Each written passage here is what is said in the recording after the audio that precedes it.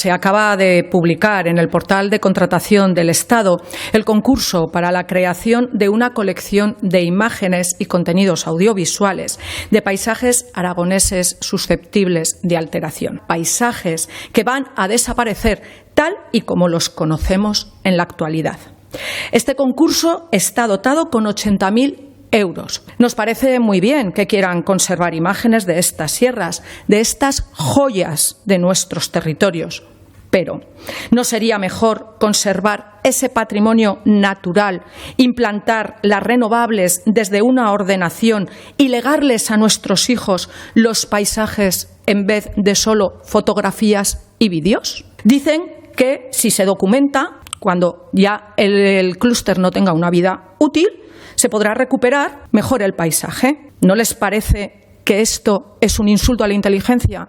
Porque yo como turolense así me siento.